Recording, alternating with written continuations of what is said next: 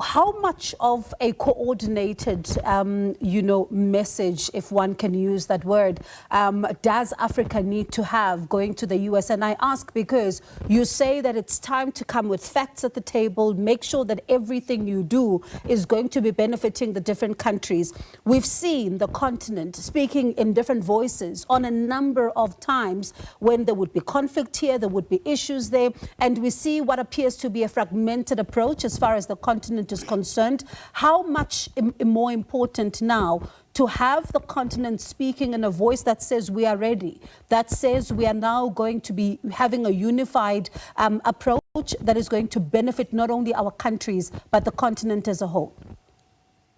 Well, the continent, first and foremost, they must realize, and I'm going to say it very bluntly, if there are any members of any administration of an African country that are not Pan-Africanist, that don't think like Pan-Africanist, that are not awoken enough, that are still afraid of white people, to the heads of states, I say, get rid of them.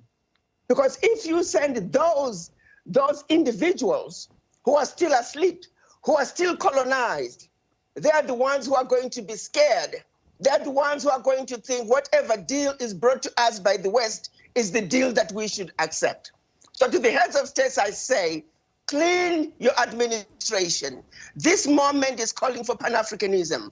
This moment is calling for leadership that says we have an opportunity for equitable trade with other nations around the world. We have an opportunity to begin to lead without outside interference. If President Trump stays with his agenda of trade and not regime change, this is huge for Africa. Let's not miss this opportunity. Get rid of your government administration members that are not Pan-African, because they will not make good negotiators for you. Realize that this moment is about trade.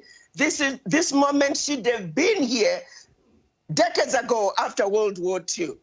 But because Europe had destroyed itself, they put in systems to steal from the developing nations, especially Africa, to rescue Europe. There was never an opportunity to treat Africa as equals, to come to the table as equals.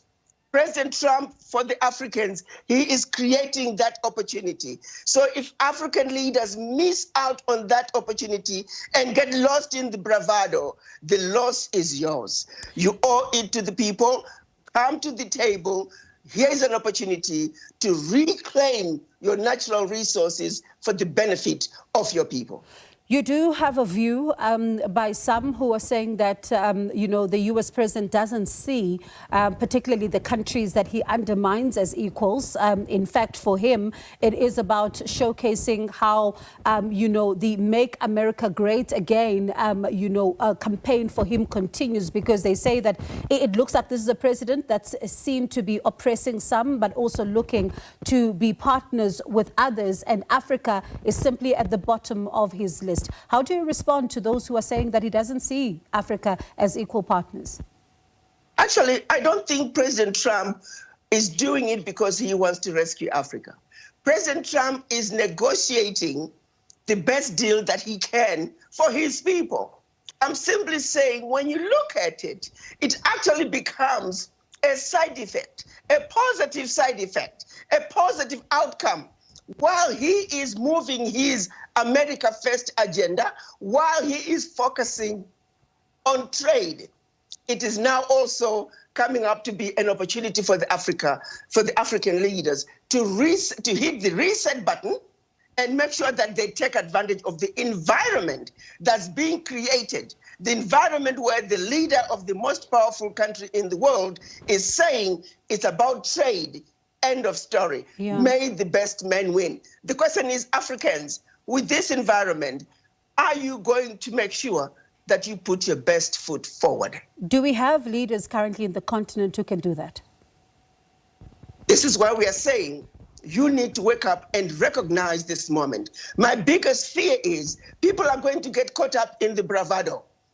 So 49 white South Africans went to the United States. We have bigger issues to discuss. So are we going to accept and appreciate this moment for what it is? If President Trump can continue to push for America moving away from regime change, America moving away from divide and conquer and concentrating on trade. This is what we have wanted. We don't want aid, we want trade. Now, when we go to the negotiating table, the question then becomes, Africa, are you ready to put your best foot forward? Africa, have you assembled the best and the brightest negotiators that your country has? Africa, are you ready to beneficiate from your natural resources in a manner that you have never been allowed to do? This is the moment. For me, those two issues, Africa being able to benefit equally from the natural resources, going to the negotiating table on the world stage as equal partners. You see, you have to demand to be equal. But if you go to the negotiating table and you're scared and you are ready to accept peanuts, that's exactly what you're going to get. So this is not about President Trump. President Trump is creating the environment, but now it's up to you to see what you can do with the environment that allows you to negotiate as equals. President Trump is not going to come in and say, well, listen, we're going to be 50-50. No, you have to demand it.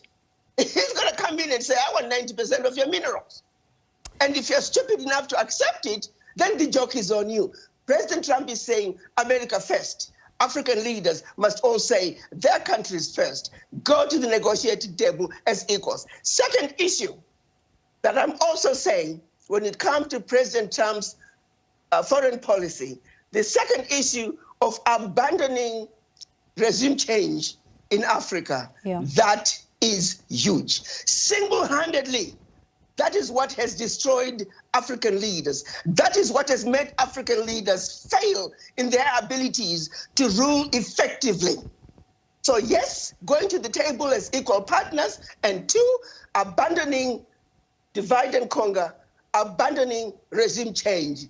Those are the two biggest wins that I will give to Dr. Trump, and I hope President Trump, and I hope he continues to push those two agendas. And I also hope that the African leaders are going to be prepared for this, for the fight ahead, and for the negotiations that are going to be presented to them. Thank you very much for your time, and certainly quite a challenge, as you say. Get to the table and fight for equality. Be equal partners. Don't fight to get this, the crumbs, because if you demand crumbs or you accept crumbs, it's all on you. That's what you get. Thank you so much.